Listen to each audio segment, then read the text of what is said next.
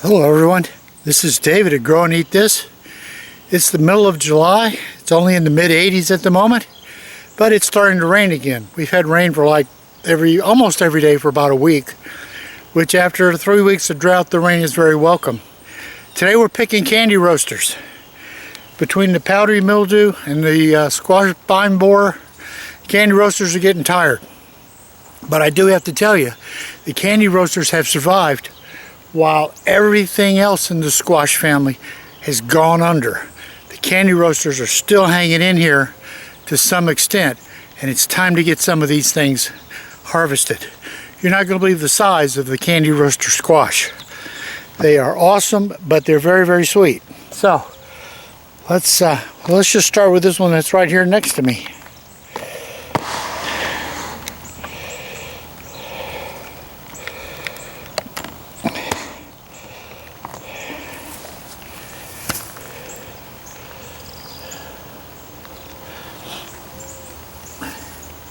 I had the plants in this bed, and I kind of let the weeds go, hoping the weeds would confuse the bugs.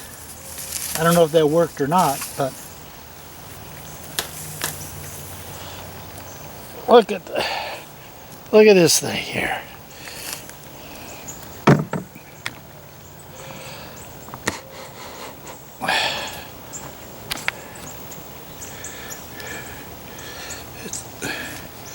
Hard to believe the size of it. This is a small one. So I brought the wheelbarrow up because it's going to be a lot of weight picking these things. So here we go over here for another one. Wow.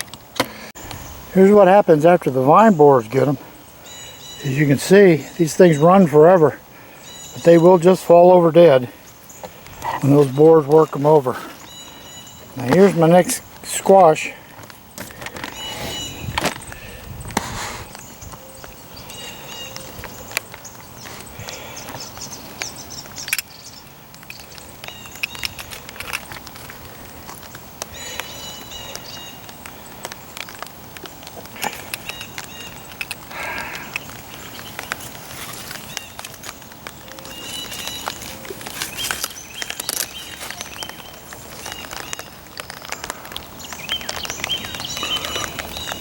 Look at that thing.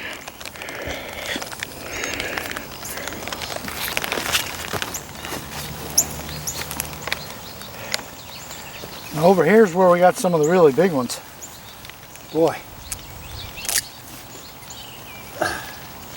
Boy, oh boy. Ooh.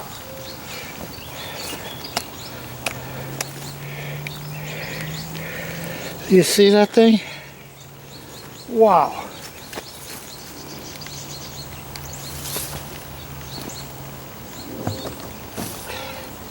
And here's another one.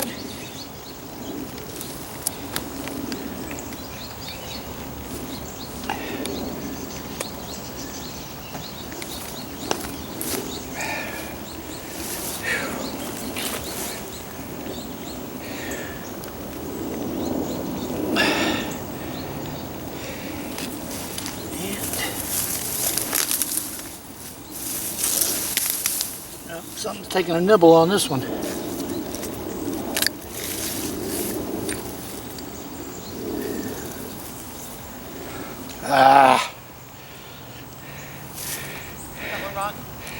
Critters got this one.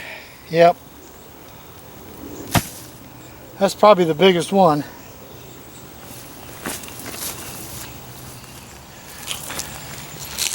But 5 out of 6. So there's the last one. Too bad the critters got the other one, but we got 5 of them.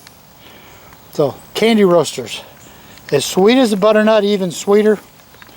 Great long-term keeper, and pretty good resistance to the squash borers. This is David at Grow and Eat This. Thank you for watching. The big candy roaster that had the bugs had eaten on one end, we cut that end off. It was about, I don't know, 6 inches. And then we had just pristine candy roaster. So we went ahead and cut it into reasonable pieces. And what we did then was put it in these aluminum pans with some water, give them some olive oil, salt and pepper. Put them out here in the grill at roughly about 350 for an hour. At the end of the hour, we turned them, and as you can see here, look at this. Oh man, when they're this fresh, they cook up so quick. And the smell, you know where the candy part of the candy roaster comes from. These are awesome. These are absolutely incredible. So what we're going to do now is they're done. These are so they cooked in about an hour and 15 minutes. We're going to take them off. Oh boy.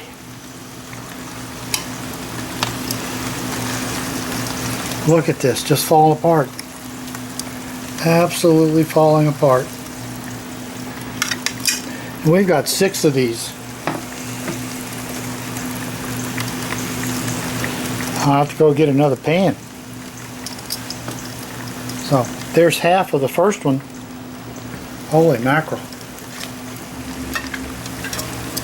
So frankly, for 2 of us, this right here split in half is a side. Here's another side. Wow. We're looking at 3-4 meals for 2 people. Look at that. Is that just beautiful? Smell? Jeez, Chris is inside getting the butter out. She said, I gotta eat some now. So this is David at Grow and Eat This. Candy roasters. As you can see, let me bring this back. As you can see, the seed cavity is not bad. This is folded out some. Seed cavity is not bad. Look at the amount of meat. And it's just as tender as it can be. Very sweet. Delicious. Cooks up quick. And one of them is just gigantic. So, candy roaster, squash, winter squash. It keeps well. We're going to eat on this. We'll probably then put some in plastic bags and freeze it, like you do butternut squash frozen up. This is going to be great all winter. So David at Grow and Eat This, showing you the end result on how something ends up that's grown in the garden. Hope you'll give candy roasters a try. It's mid-July and the feast just keeps on going. Thank you for watching and please subscribe.